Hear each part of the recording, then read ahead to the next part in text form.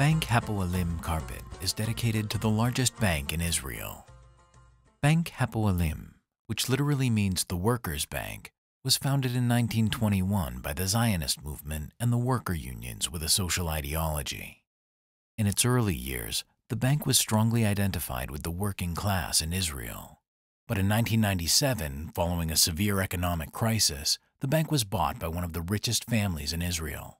Today, almost 100 years after it was founded, Bank Hapoalim is among the leading economic forces in Israel.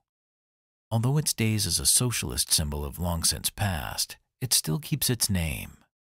Bank Hapoalim, the Workers' Bank.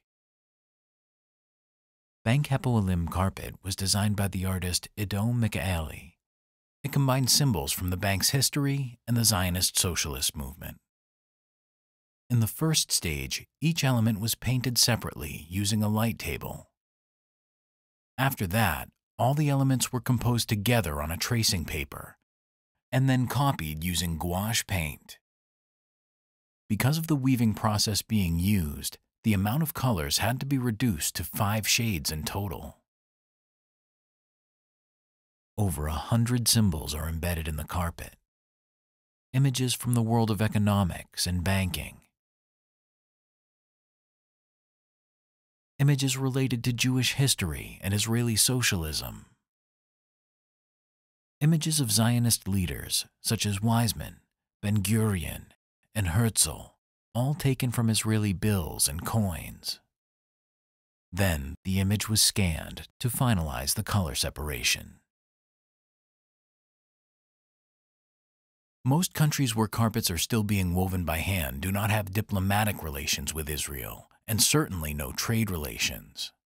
Producing a handmade carpet was made possible with the help of Isaac Matat, the owner of an Israeli carpet store. Isaac immigrated to Israel from Pakistan and still keeps his old business connections. Atik is one of Isaac's old friends and the owner of a carpet weaving factory in Afghanistan, located in Kabul City. He accepted the invitation to weave the Bank Hapoalim carpet and ordered the wool from a nearby village. Only high-quality wool can be used to create luxury carpets, and therefore, a careful separation of the wool is required. The colors were specially made from natural ingredients according to the design of the carpet.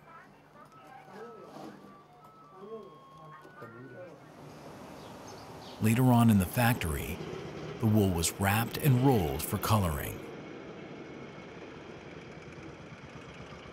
In the yard, it was dyed with industrial machines and left to dry in the sun. The Afghan carpet designer prepared a plan for the carpet's weaving process. He received a smaller print of the pattern and translated it onto graph paper at the same scale as the final carpet size. Each small square represents a knot in the carpet. Then, the squares were translated into numbers that represent the color scheme. All the yellow squares, for example, were translated into the number 3. The weavers followed this list of numbers and recreated the original image line by line, unaware of the meaning of the Israeli symbols they were working on. For 9 months, the workers weaved the carpet and the bank was built floor by floor. At the end of the weaving, the carpet was lowered from the loom, spread on the floor, and measured. Still, additional processes were required. The back of the carpet was torched in order to give it rigidity. The front side was combed with an iron brush in order to remove any excess wool. The carpet was washed thoroughly.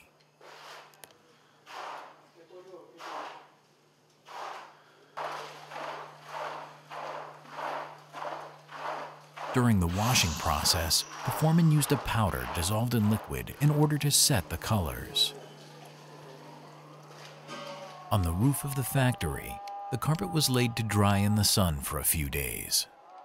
It was sheared to reveal the strong colors of the wool, then trimmed again in order to even the lengths of the strands. At the final finishing stages, excess threads were meticulously removed and the edges of the carpet were tied into fringes. After a whole year of handcrafting, the carpet was finally finished and packed for shipping to Israel. It was smuggled amongst traditional Afghan carpets because it is forbidden to transport goods between the two countries. First, the carpet was sent to Pakistan, and from there to Turkey. At the Turkish airport, the shipping papers were changed and it was sent to Israel. A long time has passed since the initial phone call to Afghanistan, and now the carpet is landing in Israel. A customs truck arrives at Isaac's carpet store. The tarp and plastic packaging is opened, and the rolled-up carpet is being taken out. Along with the carpet, video documentation of the production was also arrived.